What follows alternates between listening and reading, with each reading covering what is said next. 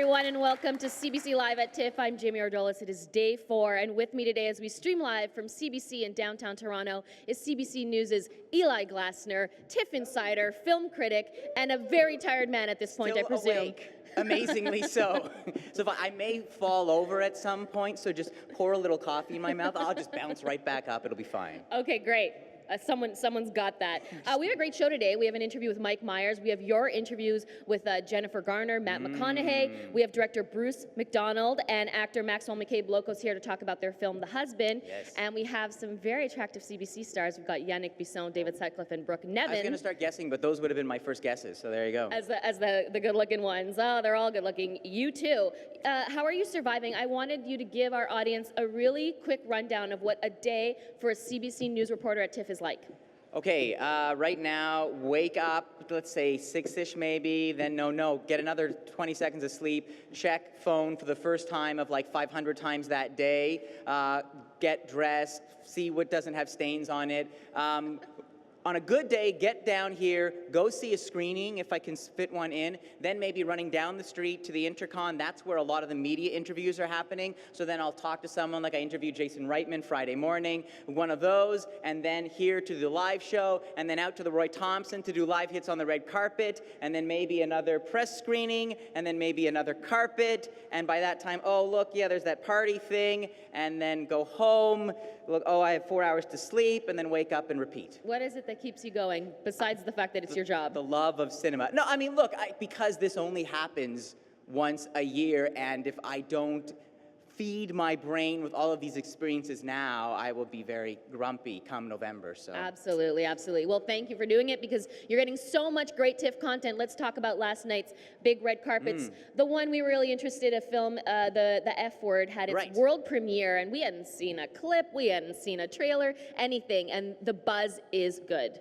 It is one of my favorite films so far, and now that it's out, I can really kind of go into depth on it. But this is a romantic comedy about, the F Word stands for friend. Daniel Radcliffe plays a British guy living in Toronto. It is actually Toronto, and he wants to be more than a friend with this girl that he promises is just platonic. We've all seen these soapy, sappy romantic comedies. This is not that. This is the kind of movie filled with the kind of people we wish we were that smart and that charming and that, just vulgar and sexy. It is great. It is a great turn for Daniel Radcliffe and for Michael Dowse, who did Goon, which was on our great. show yesterday. You guys can watch it on demand. And I've heard from other people that they're really, it played well, they really enjoyed it, and I cannot wait to see how this does when it opens. One of the stars of the film is Zoe Kazan, and 2 CBC hosts fell in love with her, and we're going to find out later in the show who those people are. All right, you were on the carpet for the Dallas Buyers Club. Can you tell our audience quickly what it's about and what it was like to be there? Okay, so again, same story. Canadian director Jean-Marc, he did Crazy, many other films, now working with Matthew McConaughey, playing this guy who actually is diagnosed with AIDS at the beginning of the AIDS epidemic. Straight man, has no idea what he's in for, but he's a fighter. And he kind of wakes up to the fact that the medical industry isn't going to help him, so he has to help himself. He becomes basically a drug dealer of sorts. Another amazing performance from Matthew McConaughey. You see him there. He actually lost a lot of weight. It almost seems like he hasn't quite gained it back Absolutely, yet. I agree. But it was an amazing carpet. Jennifer Garner was there, Jared Leto, and again, Oscar buzz Yeah, the galore. internet is buzzing with Oscar buzz for him. For Jared Leto, so he plays Rayon, who basically becomes Matthew character's business partner. They have this club called the Dallas Buyers Club because it's illegal to sell these drugs, but you can have a membership, and then we'll give you all the drugs you need to actually make you healthy. Well, the hospitals are still doing studies and saying it'll take 6 years, and then you'll be dead. And so Jared Leto plays this man, gay man. He's beautiful in some beautiful dresses and the full makeup, and he was telling me the transformation he went through, and also that starvation diet, how it affected him, but he used that in his performance, like those energy levels. He would have moments where he would actually need to balance himself. He felt that weak, but that became part of the role. Wow, I can't wait to see that. And of course, the actors really loved working with Quebecois director Jean-Marc. Eli, you talked to Jennifer Garner and Matthew McConaughey on the red carpet last night, and we've got that interview for you right now. Let's take a look. He is so special. Everything that that could have gone saccharine, everything that felt like a movie, he immediately got rid of and jettisoned and went after the human moments, went after any levity he could find, and was so open to us playing around, but knew exactly what he wanted, which is, as an actor, is just a dream come true. We have a very similar measure of what we would call quality. Really? So very early on, we understood if a scene was funny in the right way. We understood if a scene was dramatic in the right way. So you were and then when he and I started swapping scene notes and rewriting stuff on the side and handing it to each other, we found that we start writing the same thing. And that's when I knew, we're making the same movie. I saw his passion and his desire and will of doing something different, getting out of his comfort zone, and he was waiting for this type of material in his career, and he was ready. He was hungry. He went all the way. Next up, we have another Quebecois star, originally from Quebec. It is Yannick Bisson of Murdoch Mysteries, Canada's own Sherlock Holmes. But first, let's take a look at a clip from the new season of Murdoch Mysteries.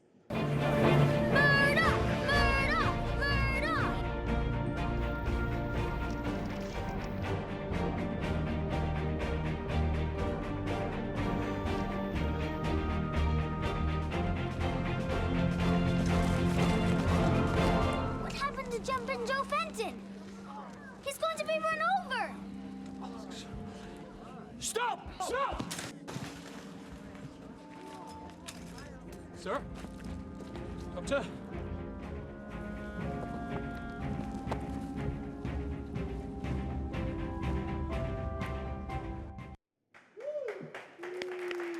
Everybody, please welcome Mr. Yannick Bisson. Any Murdoch Mysteries fans in the audience today? Nice to have you here. Thank you. Thanks for having me. You made it after the Canada party. The TIFF Canada party was one of the big events of last night, and it was held right here in the CBC, and we were all there. Did you have a good time? I think I may have had a little bit too good of a time, judging by how I'm feeling right now. Oh, really? Well, it doesn't show. That clip showed you biking in the Victorian era. How did that compare to your mountain biking passion that you have now? Oh man, it was tough. We had these little skinny tire bikes and we were riding on rocks. We had a few of the guys fell. I felt pretty bad about that. But all in all, it came off pretty well. It's strange trying to make something look sort of old-fashioned with new things. They were having a hard time sort of keeping up with us with the camera, and I was like, you gotta slow down. That's the original fixed wheel. That's all it is, you know. That's right. Pare it back. We're happy that you're here with us today to look at last night's TIFF Style Stars. And we have the first one up we wanted to check out is someone that you know. Can we see that's you at the TIFF Canada party. Looking pretty good. Hear that? Blue steel right star there. style for us, please? I was working a little bit of Magnum there, I think. They're nice. All right, well, we have more from that party later on, and let's check out even more TIFF style stars. We put some men in there today because both of you are very stylish gentlemen. So the first one up is Jared Leto at the Dallas Buyers Club premiere. I want you guys to just give me a yay or nay for each one. That guy is cool in everything he does. Fantastic musician, looks great. Look at his hair. Yeah, he's got the rocker thing. I mean, he's pulling it off, right? If it was someone else, if someone was like, yeah, I'm going to grow my hair long for 6 months and try and be that guy, but he is that guy. So Absolutely. I saw him in person, and it's perfectly convincing. I like the sheen of the suit, and I like that you wear it with casual boots. All right, Jennifer Garner at the Dallas Buyers Club world premiere. She's in Dolce & Gabbana. Gentlemen, yay or nay? I've always been a big fan. I think she looks great. I was there in person, and she looked fantastic. She also looked just comfortable, but I'll tell you, the sound of the crowd when she appeared and stepped. Oh yeah, I mean, I think maybe they were surprised because sometimes she actually plays down her style, and so maybe she decided, you know what, hey, forget about Ben, it's about me tonight, and so yeah. And what were you about to say? I think she's gotten to royalty status. I mean, Hollywood royalty. Those two are carrying off some great things. All right, next up, James Vanderbeek at the premiere of Labor Day. That's Jason Reitman's film. Eli, you like colorful suits? What do you think? I do like, yeah, that works for me. I mean, that shirt it almost emerald, but with the blue and then the shoes, and that looks like a skinny tie. I'm a big believer in the skinny ties. So yeah, but he's always had that almost kind of a minimal thing going for him, which I think works. Yannick, you into it? I love the natural color shoes, if that's what I see. I super dig those. All right, next up, Kate Winslet at Labor Day. She's pregnant, as you can see. I will say right now, she's perfect. She's wearing Jenny Packham, and I'll say right now that everyone looks at baby bump fashion on the red carpets. This might be my favorite one ever because she looks sexy, she looks classy. I love her. To me, there is nothing in the world more beautiful than a woman who is pregnant. Yeah, no, she did. It's lovely. Anytime Kate comes to town, I'm not going to complain. Absolutely. And this, next up is Keira Knightley. She's one of the style stars of TIFF every year. She does it really big. What do you think of her at the premiere last night of Can a Song Save Your Life? Now, you correct me if I'm wrong, but she tends to enjoy kind of the floral, the prints, a lot of color, doesn't she? Absolutely. But I think she has that kind of vivacious personality that it complements her. She can carry it off. Yannick, you look unsure. I'm unsure. He's just lost in the image. No comment. All right, so you are going back to work on Murdoch Mysteries. When? Today? Tomorrow? You're still shooting? I was there till 3 a.m. just yesterday, day before yesterday. We are hard at it for season 7. We're about halfway through. The series is going to launch the premiere at the end of September. We're really looking forward to fan reaction there. And we're working hard. Any secrets you can share with us? Secrets from the set? There's a lot of romance this year. Ooh. And some really bad people. Some really bad people? New bad people? New and old, and a lot of people die. Oh, no. Is there ever going to be an episode where it's just like, it's a good day and no one actually dies, and then everyone just like sits around and talks? That's what I want to see. We are doing an episode right now where somebody does not die. Okay, there you go. It's a little weird, but that's what's happening. Everyone keeps looking at who's going to die. Do you open your scripts in fear?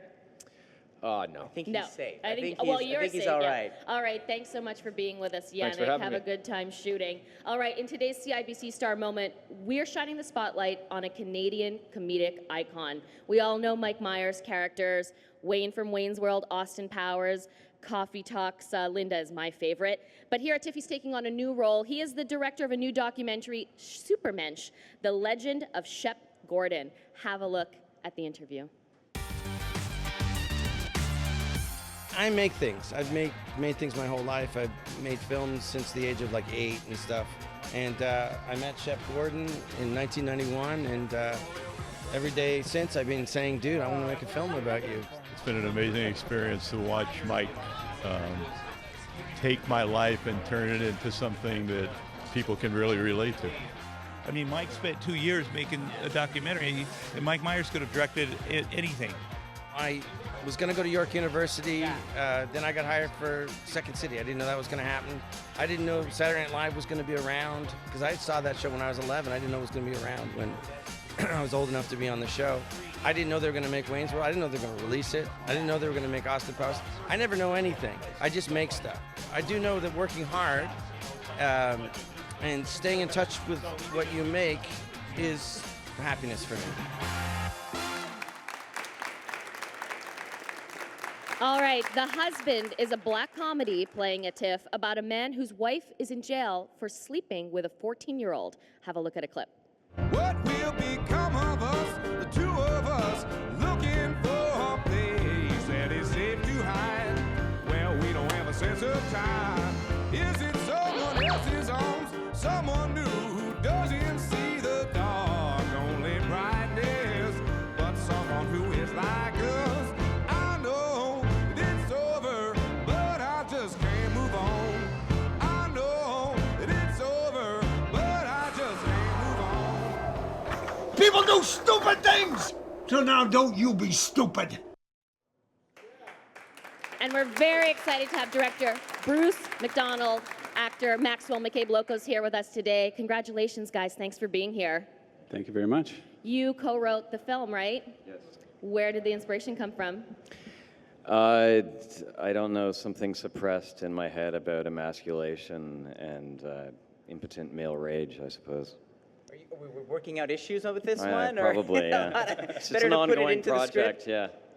Your performance in this film is already getting some great critical buzz. What kind of headspace did you have to get yourself in to play this role? I just tried to feel humiliated all the time. This comes naturally to me. How did Bruce help you? Oh, he's really good at humiliating people. No, I would beat him each morning. You've worked with Bruce before. What's it like to be on a Bruce McDonald set?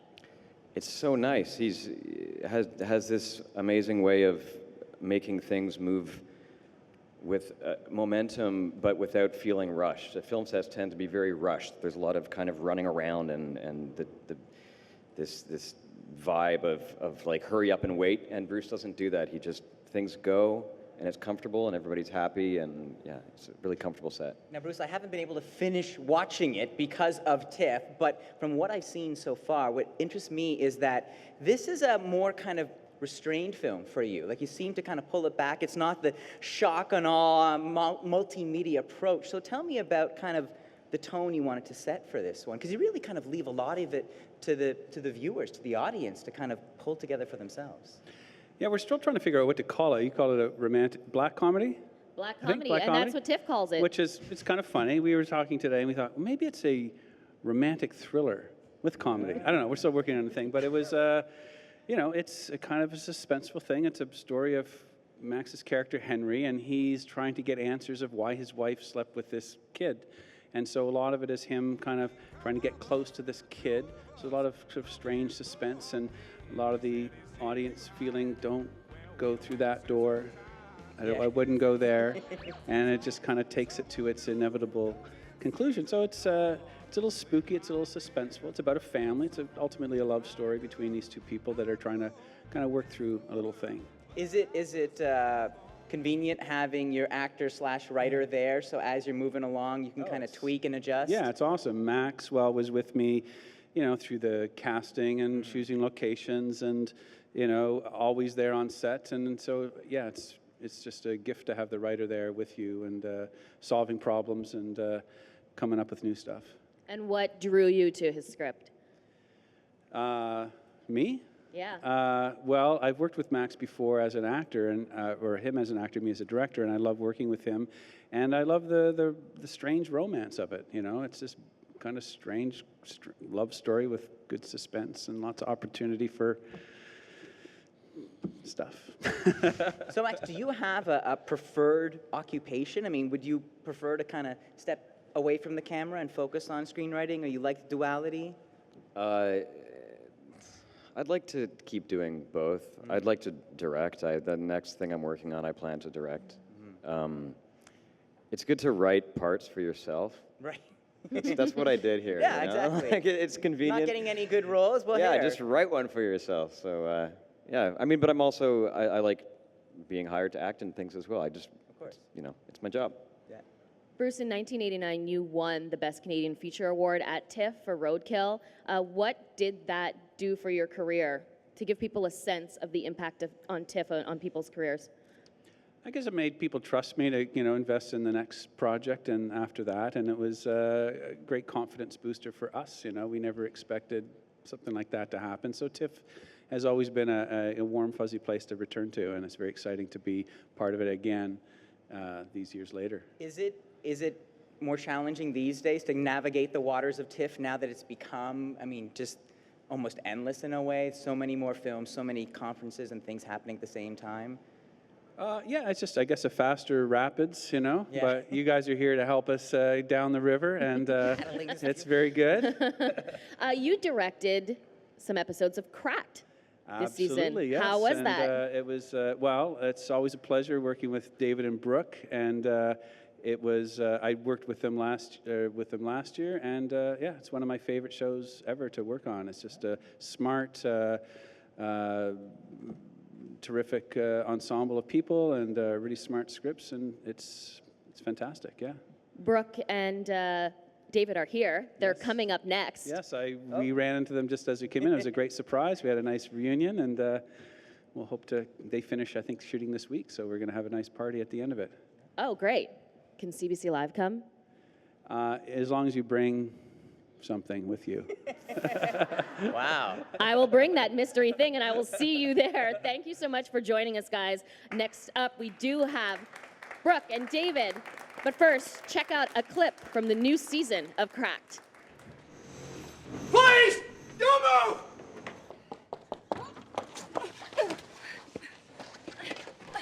Stay where you are, Nolan. Show me your hands.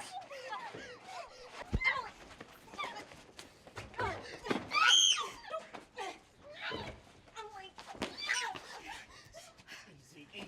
Turn over. Turn over. Okay. What the hell did I tell you? I was watching the back. She was gonna get away.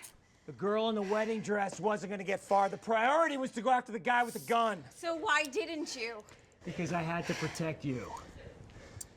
And here they are, David Sutcliffe, Brooke Nevin. Thank you guys for coming today. We know you're busy.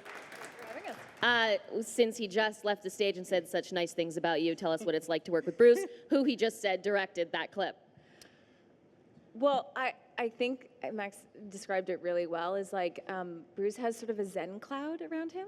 So when you're working with him, you feel like part of the, like that wave of Zenness, and everything's very relaxing, and there's just implicit trust. He has implicit trust in his crew and his actors, and I think that it just breeds contentment on set. Dio, your co-star, did call him the Zen cowboy yesterday. Yeah. Is that accurate? Yeah. That's awesome. That's the next movie right there. Come on. Why don't make that, Bruce? David? He's just got this really subtle way of getting the best out of people. You don't feel he's really pushing or giving you too much direction. He's just sort of creating this space for you to work in and gives you a lot of room to explore. And yeah, you feel really safe with him. How's shooting been going? Your new co-star, Brooke, can you tell us what it's been like working with her? And she's been honored by the Hollywood Reporter at TIFF. I know, I saw that. So we're so happy to have her on the show. She's just a consummate professional, very, very strong and believable in the role. Too, she does her own stunts. Tough. No, it's been a great second season. She's been a great addition to the show. That Hollywood Reporter honor, I'll tell you, it is 20 young Canadian stars on the rise in Hollywood.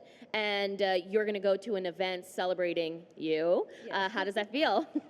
I love going to events celebrating me. Yay, Birthdays, Hollywood Reporter parties. Yeah, nice. But No, really, it'll how does just be this really honor fun. feel? Yeah. It's really great to be part of a group of creative people who are being recognized for their work, and it's an honor. It's a real honor. Do you notice the difference? Like, do the agents start getting more calls, scripts start getting passed under Well, the this door? has just come out, so Right, I guess so ask me that this question morning, in how's like a the month Twitter, from now. You know? Yeah. Okay. We'll check back in. Okay. So every time we go do a hit somewhere, everyone asks us about the parties. So last night was the TIFF Canada party. Why don't you guys do the honors today and tell us how it was? There was a lot of dancing in our corner, Yeah, in the Cracked corner. Crack team was Yeah, getting you put down. Barry White on, and Yeah, it was fun. we get down with it. Yeah. We had a camera there, and we talked to a lot of stars. Two of them were George Stroumboulopoulos and Jian Ghomeshi. Those two are the guys that fell in love with the same starlet, Zoe Kazan. Do you know Zoe Kazan? I haven't had the pleasure of working with her yet. Can we but- see a picture of her? So she's the star of the F Word. All right. Let's look at that clip of the guys admitting their love for her. How much did you fall in love with Zoe Kazan? Oh, God. It was too good, right? Totally. You too, right? I totally fell in love with her. I mean, she's a quintessential, like, smart, funny personality. Will win me every time. She's the girl It that works doesn't- at the I record might not store that look at ruins her. If she had walked by the street, I didn't know her. You know, she's like, she's not a supermodel. Doesn't matter. Nothing matters. She's pretty. She's pretty, but it's her personality from the moment you see her. It's just so incredibly intoxicating. What do you think the outcome will be? Falling in love with her. I Yeah, look forward to let's seeing throw the movie. David into the Yeah. mix, and those guys are screwed. Do you guys agree? I've seen the film, and she is vivacious, and she has a really interesting kind of peculiar quality. She's one of those actresses. It's kind of like, you know, the reason that makes Mick Jagger so great is that no one sounds quite like Mick Jagger. He might not be the best trained singer, Right. but the second you start singing, she's like that in the acting world, where you're gonna, oh, she's that girl, and she has that kind of unique quality, and that's, I think, what obviously those guys are just trying to outgush each other. Yeah. And one of the reasons why we showed this clip is because it was cute, but also because I was the person behind that mic, and I find it cool to have George and Jean together in a space on camera for us, but also it's cool for everyone to come together at things like this at TIFF. And so I want to know from you guys, do creative ideas and projects and not those deals that people talk about, does that really happen when you all come together at parties? Creativity. I don't know that anyone's having a huge aha moment. Yeah, I think it's mostly just, for me, it's just an opportunity to meet, to talk to those guys. We don't get a chance to catch up that often. They're busy working, we're busy working. So, seeing guys like Bruce, Unique, or Jean and George, like it becomes a social activity because everybody's really, really busy. You were telling me last night, I mean, you haven't had time to really enjoy TIFF. You're just putting in the hours. You're doing what you have to do, right? Working till about 3 a.m. on Friday till 3 too. on Friday night. And Goodness. So it's unfortunate because back in the day I used to go, try to see 20, 30 movies and do all the parties, but now it's like I'm just too busy working. But we did get a chance to have a good time last night. Yeah, and last night I asked you if you could share with our audience. So you were that person that went to 20, 30 movies and did TIFF as a lover of film. How did that impact you as an actor? Well, I think, like I was saying last night, just seeing cinema from all over the world and seeing different styles, different approaches, it allowed me to kind of expand my thinking and approach. And because, Hollywood makes great movies, but it's often one kind of movie and one kind of, way to do it. So TIFF's a great opportunity to see all kinds of stuff. And you recently made a documentary. Can you tell us how we can watch it? You can watch my documentary at suddy.com. It's called Group. It's a documentary series about a 1-week group therapy retreat. It's very intense, very moving, and I'm very proud of it. Suddy.com? Suddy, SUTTY.com. This guy's going to watch it. Yeah. He's going to watch it today, please check of all it out. his other stuff, because he's Eli Glasner, and that's why we love him. All right, we're going to take a quick look at what's trending at TIFF. Just some cool stuff to share with you guys.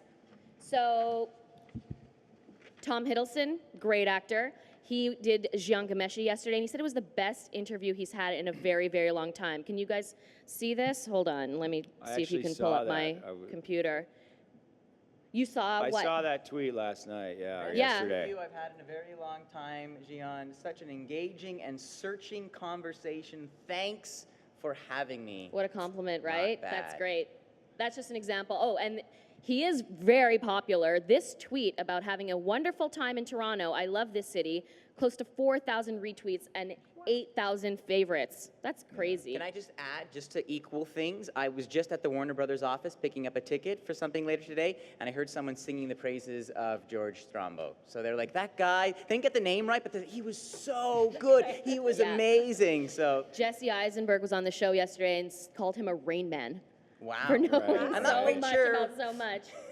And, speaking of him, There you go. Michael Doust tweeted they tweeted that he said on the show that the Strombo show on CBC Radio is a massive influence on us. So that's really great. All right. Guys, thank you so much for being here today. Thank you guys for being here. We have a big swag bag to give away. Stick around. When the show's over, we'll tell you how to get it from last night's Hello Canada party, and a bunch of movie tickets. We got some for you guys, too. Tomorrow, we have a huge, unmissable show. The cast of Don McKellar's The Grand Seduction will be here. Gordon Pinsett, Mark Rich, Kathy Jones. It's going to be a great show. Q's Jian Ghomeshi will be here to talk about all those amazing interviews he's doing, plus what's going on the Zoe Kazan debate. And if you're not watching a TIFF flick tonight, you've got to watch the Canadian Country Music Awards on CBC. We'll be live streaming the red carpet starting at 5 p.m. Eastern on CBC Live. And what are you guys up to? Eli, what's the big red carpet tonight? Today I'm going to see Spike Jonze in Conversation. He's going to be teasing some clips from his new movie, Her, where a guy falls in love with the voice on his phone, played by Scarlett Johansson, which is awesome. And then I'm catching Visitors, live performance of the Philip Glass soundtrack, performed by the TSO, introduced by one of my heroes, Steven Soderbergh. It's a good day. We're hoping that CBC News will get Sandra Bullock and George Clooney on the red carpet. And we'll have that tomorrow at 12:30 p.m. Eastern Time. Join us at CBC Live, #CBC TIFF, and we'll see you then.